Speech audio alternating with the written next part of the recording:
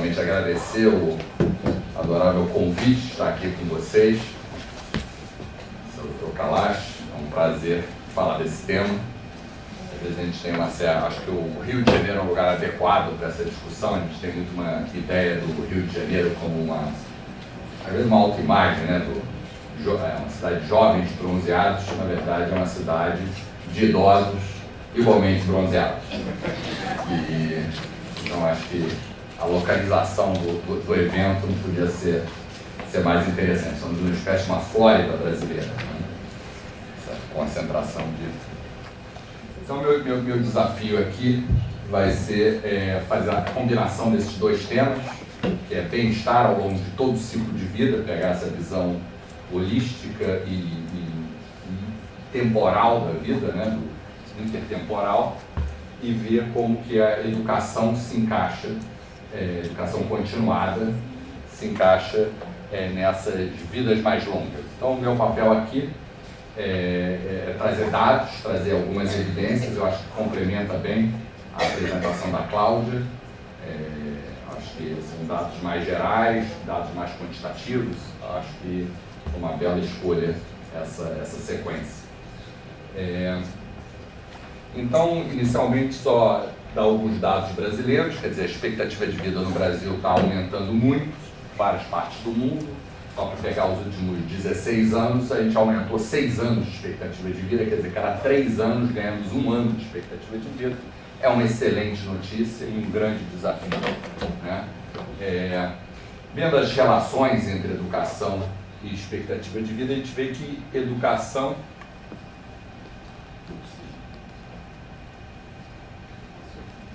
Passou.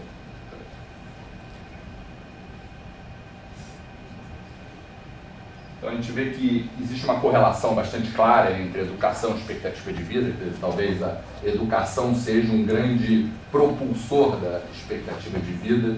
Isso é o que os médicos dizem. Às vezes políticas de saúde são importantes, a educação é uma excelente política de saúde, num certo sentido. Então o Brasil, junto com outros países, está tendo essa revolução de viver mais, e isso se torna cada vez mais importante. Quer dizer, são as pirâmides populacionais brasileiras, em 70, uma base grande, depois a atual é uma base menor, mas é em formato de pirâmide, e como é que vai ser daqui a 50 anos? Então a gente tem cada vez mais uma população idosa. A expectativa de vida pode aumentar, mas não tem uma população idosa tão grande, porque se tiver muita gente nascendo, etc. Mas no Brasil acontecem as duas coisas, né? A população vive mais e as mulheres têm menos filhos. Então o que a gente está discutindo aqui é muito importante. Se a gente comparar aqui acima dos 90 anos, mudou completamente, ou vai mudar mais ainda a porcentagem de pessoas com mais de 90 anos. É o grande bônus da nossa era, né? Muitos deles aqui, né? Exatamente. E isso muda de lugar para lugar, né? Então, vocês estão ouvindo bem aí atrás? Estão ouvindo? Quer que fale mais alto? Então você pode usar o microfone. O microfone. Microfone, desculpa. Pode usar o de lá.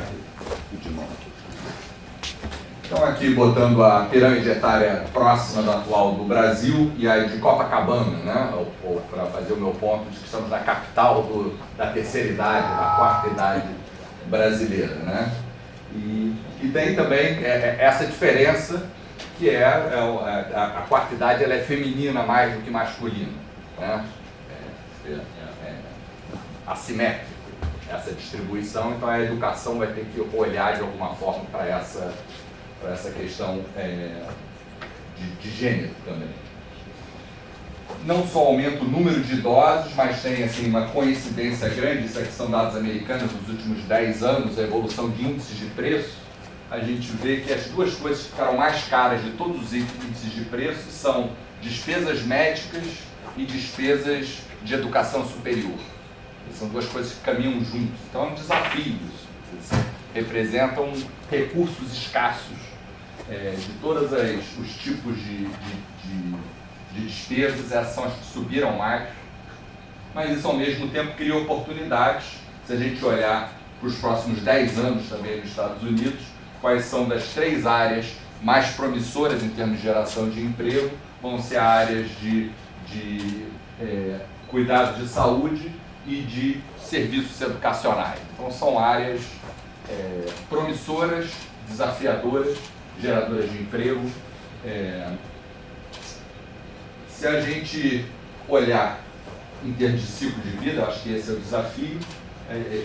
A curva azul é a curva da ocupação, ela tem um ápice ali em torno dos 50 anos, e a curva de salário. A curva de salário ela não tem declive, né? Isso aí é um dado de alguns anos atrás, depois eu vou atualizar isso. E quando você vai pensar em educação, pelo menos antigamente pensava em educação muito em educação, você falava, não, eu invisto em educação quando eu sou novo, para eu colher os benefícios ao longo da vida, com a vida mudando, se tornando mais longa, e as tecnologias, o mundo mudando cada vez mais, você tem que ter um aprendizado ao longo de todo o ciclo da vida. Tem uma evidência aqui, para o caso brasileiro, que me chamou a atenção. Quer dizer, essa curva azul aqui em cada gráfico desse é o nível de educação, desde os analfabetos até pessoas de nível superior, completo, tá? Aumentando. Você vê que as curvas são muito parecidas, a diferença delas é nível. Quem tem mais educação ganha mais, mas o formato dessas curvas é muito parecido independente do nível educacional. Quer dizer, quando a curva de trabalho ela subia e depois caía, existe uma curva de outras rendas que de alguma forma suaviza, então de alguma forma em todos os níveis educacionais a pessoa consegue manter o seu pico de renda depois dos 50 anos, é uma característica do caso brasileiro de alguns anos atrás. Se a gente olhar em termos familiares, muitas vezes quando você está preocupado em olhar para bem-estar social, você não está preocupado só com a média, você quer saber a desigualdade entre pessoas, principalmente num país como o Brasil, onde a desigualdade é grande, né? Então, quando a gente faz isso, é interessante usar o conceito familiar per capita, que é como a gente faz quando avalia pobreza, avalia poder de compra, etc. E a curva familiar é parecida, tem esse mesmo formato. A curva de trabalho cai, a curva de outras rendas sobe, e de alguma forma então esse é o contexto da terceira idade, pelo menos era no Brasil. Você tinha uma certa suavização das rendas depois de uma certa idade, enquanto a juventude é uma fase que você ascende na vida. Mas isso aí talvez seja uma fotografia, talvez a gente esteja interessado mais no filme, né? Como é que isso evolui ao longo do tempo. Então, se a gente olhar, pegar isso aqui é de 92 a 2015, a gente pegar a trajetória de bem-estar, o que é bem-estar social? Nessa métrica, é uma métrica proposta pelo Amartya Sen, que é um economista, um dos principais dessa área de pobreza, bem-estar social. Você leva em conta a média de renda familiar e a dispersão dessa renda, a desigualdade dessa renda. Então, o bem-estar é resultado dessas duas coisas. Se você não sabe quem você é, você gostaria de morar num lugar onde a média é alta e onde a desigualdade é baixa, porque a desigualdade é como se fosse um risco, né? Um risco social. Então, a curva vermelha são de pessoas com mais de 80 anos ou mais, e a curva azul é a curva de 0 a 4 anos. Então, o extremo do espectro etário. Chamar a atenção que essas curvas ainda são curvas estáticas. A diferença do crescimento de bem-estar nesse período aí de 23 anos é muito pequena entre esses extremos do nível educacional. O nível de bem-estar das pessoas mais velhas é maior. Elas têm renda mais alta e nível de desigualdade menor. Só que o crescimento foi muito parecido. A média da sociedade nesse período, a renda cresceu 3,3% ao ano. Pessoas de 0 a 4 cresceu 3%. Renda per capita, né? Você socializa a renda no bojo da família. Pessoas de 80 anos ou mais cresceram um pouco mais do que a média, mas é muito parecido. Quero chamar a atenção que talvez esse gráfico não seja uma boa representação da realidade. Por quê? Porque aqui eu estou comparando pessoas de 80 anos ou de 0 a 4 anos em vários momentos do tempo. Quando, na verdade, você quer traçar o ciclo da vida da pessoa, você quer acompanhar essa pessoa ao longo do tempo.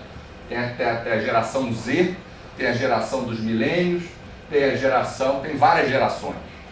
Então, quando a gente faz isso, a gente vê diferenças de crescimento, de bem-estar, da média, da desigualdade bem diferentes. Quer dizer, aqui defendendo um pouco, vamos acompanhar a trajetória das pessoas do nível ao ciclo da vida, é uma representação bem mais diversificada do que simplesmente acompanhar uma determinada faixa etária ao longo do tempo.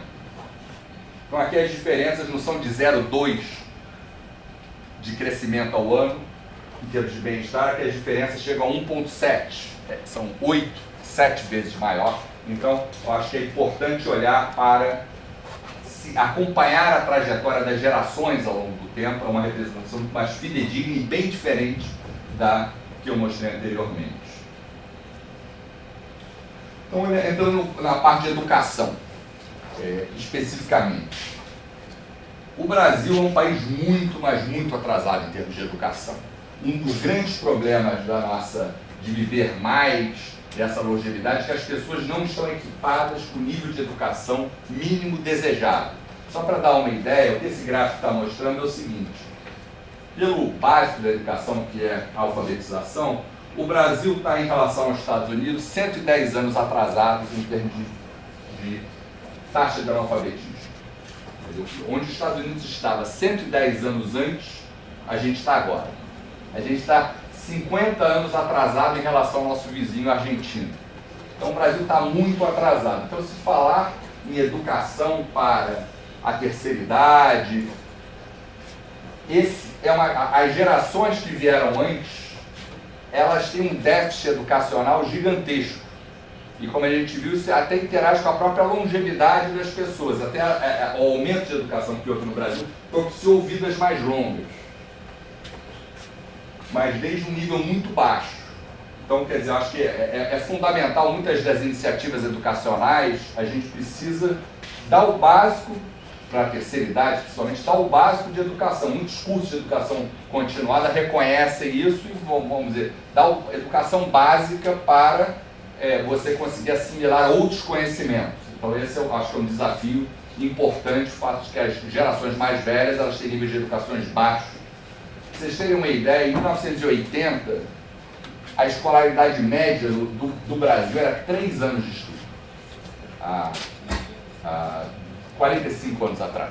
3 anos de estudo em média. Hoje já é 9, 10 anos de estudo. A gente já avançou, mas ainda é muito baixo. 9, 10 ainda é baixo. Agora imagina 3 anos de estudo. Então acho que esse é um desafio que acompanha necessariamente esse desafio ao longo do ciclo da vida. Mas não é só esse o problema. O problema não é só que a educação é baixa, é que ela tende a se reproduzir. O principal determinante da educação da pessoa é a educação do pai e da mãe dele, ou dela. 70% do nível de educação de uma geração era determinado pela educação da geração anterior. Então, e como a geração anterior tinha pouca educação, essa inércia te atrasa, como um freio de mão puxado. Isso caiu. Era 70%, hoje em dia é 47%. Quanto uma educação é transmitida de uma geração para outra. Quanto por cento da educação é explicada pela geração anterior, pela geração dos pais. Mas 47% ainda é algo muito grande para padrões internacionais. É como se a gente estivesse na terceira divisão, continuamos na terceira divisão, mas não somos mais o último colocado na terceira divisão. Estamos ali um pouco acima, mas ainda estamos na terceira divisão. Isso caiu. Isso aqui é uma curva que mostra, quer dizer, cada geração, essa persistência da educação, a minha educação ser determinada pela educação do meu pai, foi diminuindo ao longo do tempo. Então tem uma boa notícia, mas ainda é um problema muito grande. Um outro ponto importante é quanto que essa educação baixa e persistente determina a minha renda. Uma coisa é quanto que a educação do meu pai e da minha mãe determina a minha educação. E depois, o que a minha educação determina em termos das minhas condições de vida. É muito grande. No Brasil, existe muita desigualdade educacional e essa desigualdade educacional explica muito das desigualdades de padrões de vida. É um componente muito importante e complementar aos problemas que a gente apontou anteriormente. Um outro problema do desafio da educação continuada é o fato, isso aqui eu estou botando educação técnica, por vários requisitos dos cursos. Cursos que não exigem nenhum nível de educação, até o curso que exige superior completo. Cursos profissionalizantes, que eu acho que estão algo relacionado com uma parte dessa educação nas fases mais avançadas do ciclo da vida. Um desafio é o seguinte: o problema não é só que aqui é para salário, aqui para taxa de ocupação, para taxa de formalidade, para jornada de trabalho. O problema não é que se eu tenho muita educação, eu ganho muito mais do que uma pessoa com pouca educação. Na verdade é um prêmio, né? O prêmio da educação é muito alto. O problema é que o salto é cada vez maior. Quer dizer, se eu passo de 0 a 4 anos de estudo, eu ganho 8% de aumento de renda. Se eu passo de 100, eu vou para 108 no primeiro ano, para 116 no segundo e assim por diante. Se eu passo de 11 para 16 anos de estudo, que é a universidade, o meu salto é 21% ao ano. Quer dizer, eu saio, vamos dizer, de 2.000, eu já vou para 2.400 e assim por diante. Então isso é um desincentivo. Quer dizer, quem tem alta educação é fácil você convencer a ele para estudar mais. Mas para quem tem baixa educação, o retorno, o salto que ele vai dar, seja absoluto, seja relativo, é pequeno. E eu acho que esse é um problema sério que a gente tem aqui no Brasil, principalmente para as gerações mais velhas. Elas herdaram um sistema educacional, elas não tiveram na escola necessariamente, a gente olhar para o Brasil como um todo. Né? Então é muito importante segmentar, se a gente está falando de educação continuada para as pessoas. Obrigado. Se a gente está falando de educação continuada para pessoas que são de baixíssima escolaridade, é uma coisa, e é muito importante. Se a gente está falando para alguém que já fez universidade, que hoje em dia é um grupo privilegiado, né? Há 50 anos atrás era uma pequena parte da nossa sociedade. Então é preciso olhar esse espectro. Então vou olhar para um tipo de educação, que é a educação executiva, fazendo uma certa interface com a apresentação da Cláudia Botelho. Então tem um dado importante, quer dizer, como eu falei, a nossa população universitária é muito pequena, mas ela está crescendo ao longo do tempo. A única vantagem de você ter um indicador ruim é que você pode melhorar ele. Então, se a gente pegar a população, enquanto a população brasileira em 6 anos cresceu 8%, a população universitária no Brasil cresceu 30%, 4 vezes mais. A gente está recuperando esse atraso, é uma recuperação, mas ainda estamos muito atrasados. Se a gente olhar o mapa do Brasil, quem seria a população-alvo de cursos de educação continuada executivos, isso aqui é 2012, 2013, 14, 15, 16, 17. A gente vê que o Brasil mudou muito, voltando para trás, depois ir para frente novamente. Olha como é que o Brasil vai ficando mais escuro. Vai ficando mais dotado de uma população com alta educação em posições executivas, que é o público-alvo. Agora, o que a educação executiva transforma a vida das pessoas? Esse é o ponto. Eu sei que quando a gente está falando de educação, sou economista, a gente não deve olhar só para a renda. A renda é um dos prêmios que a educação gera, mas não é o único. Mas vamos começar olhando para a renda.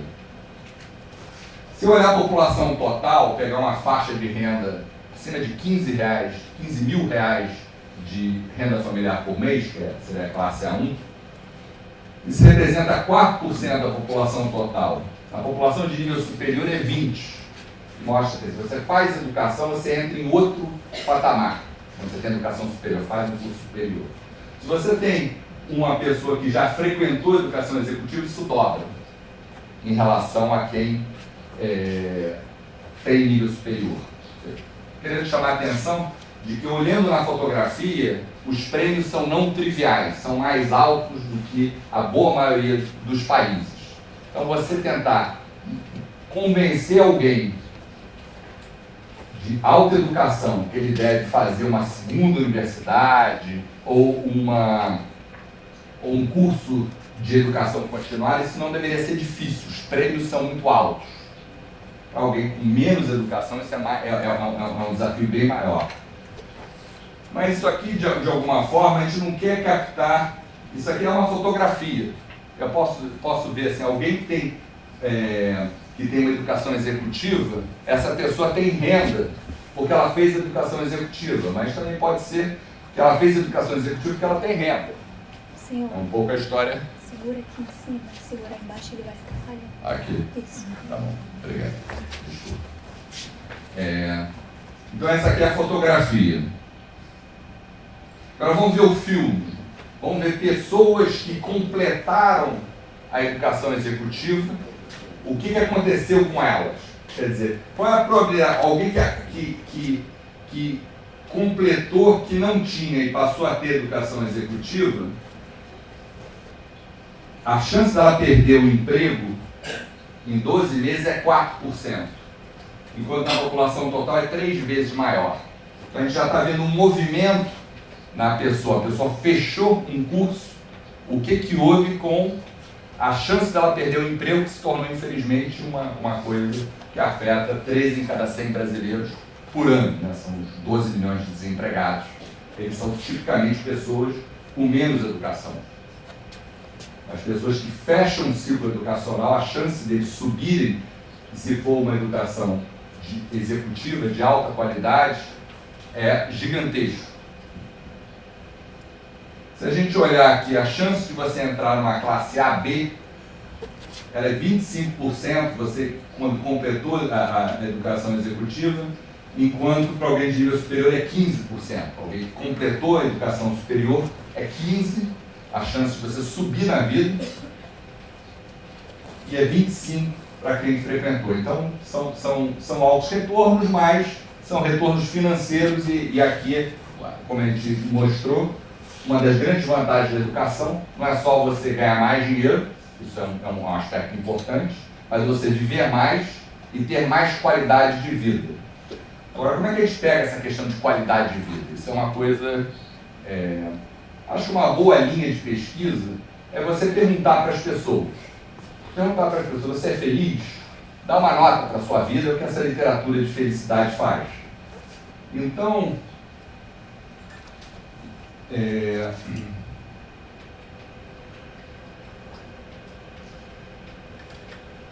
Então isso aqui é basicamente essa pergunta. Você pergunta de 0 a 10, dá uma nota de 0 a 10 para a sua vida. 0 a 10. Tá? Então a nota média brasileira, antes da crise, era 7,1, de 0 a 10, que é uma nota alta. O Brasil era o 14º entre 130 países, era uma nota relativamente alta. Quem é brasileiro aqui, eu vejo pessoas de fora, mas as pessoas de fora já devem ter percebido isso, que o brasileiro é um ser meio feliz por natureza ou meio, ou vai para outro extremo. Né? A gente tem um pouco essa característica, uma característica latino-americana. O Brasil viveu uma grande queda de felicidade nos últimos, dessa nota de 0 a 10, mas aqui ainda é o número 38 do mundo, o que não é ruim. A gente viveu uma grande queda de felicidade média, essa nota que as pessoas atribuem, de 0 a 10.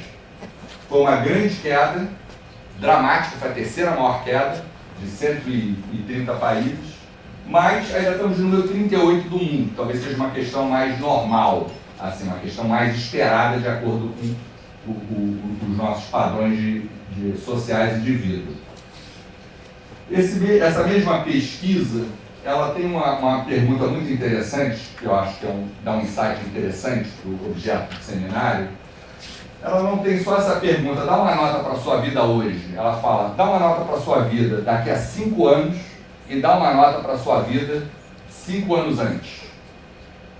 0 a 10. Isso aqui é um dado com população de 130 países, é uma média global, mas todos os países têm exatamente esse formato. O que é essa linha que cai? Essa linha que cai é a felicidade daqui a 5 anos. O que é comum aos jovens do mundo todo? O jovem é aquele sujeito que acha que a vida dele daqui a 5 anos vai ser muito melhor do que a vida hoje. Talvez seja falta de experiência, talvez. Tá? O jovem é um sonhador. Todos nós sabemos, o Sr. Calacho mais do que ninguém, de que juventude é um estado de espírito. Não é isso? O jovem é aquele sujeito que olha para a vida de baixo para cima.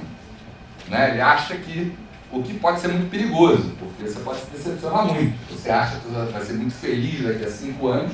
Para que eu vou estudar? Para que eu vou poupar? Pode ser perigoso. Eu sou brasileiro que detestaria morar num país onde as pessoas são pessimistas, mas eu reconheço essa minha limitação, né? Esse otimismo em excesso.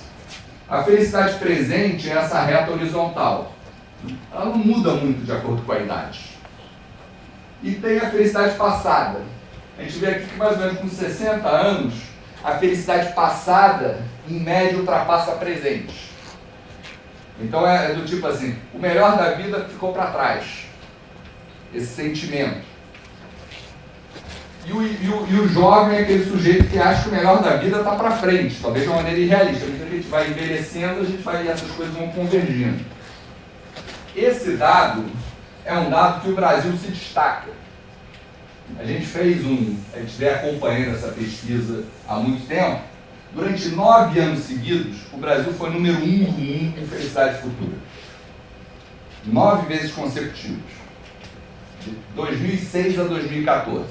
Aí veio a crise, mas hoje em dia a gente está em número 5º do mundo ainda.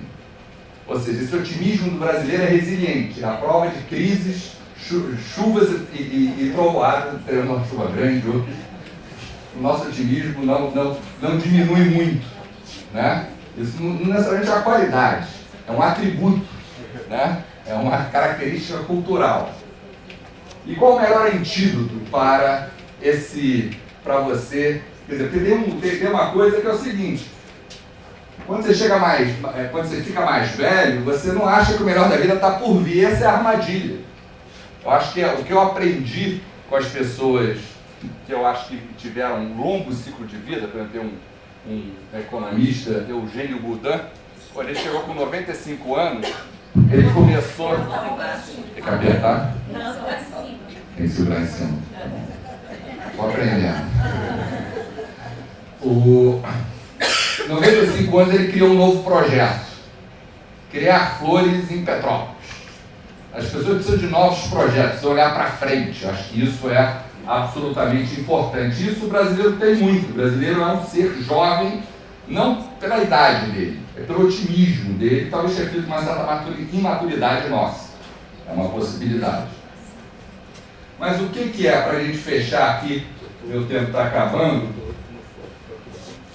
o brasileiro ele tem muito otimismo em relação à vida. Sei que as curvas do brasileiro são mais altas que as curvas médias globais. Isso é uma característica nossa, não é à toa que nos apelidaram de país do futuro. Há 70 anos atrás, esse apelido parece que pegou, né? Quase como uma maldição, né? É o país do futuro. Agora, se a gente comparar os níveis de felicidade futura, tanto no mundo quanto no Brasil, para pessoas de maior nível educacional, ela cresce, e particularmente no Brasil. Então, quer dizer, uma das maneiras de tentar, uma maneira de você tentar motivar as pessoas a estudarem mais longamente, por mais tempo, da longevidade ao estudo, ganhar mais dinheiro, ter mais chance de emprego, etc. Essa é uma visão, vamos dizer, estreita de um economista. Mas uma visão mais geral, talvez seja você vai ser mais feliz. E eu acho que os dados comprovam isso com uma certa robustez. Então, gostaria de deixar vocês aqui com uma mensagem positiva, embora talvez um pouco imprudente, de alguém que mora no país do futuro, um país que é positivo, com tudo que isso, todos os riscos e todas as oportunidades que isso encerra. Muito obrigado.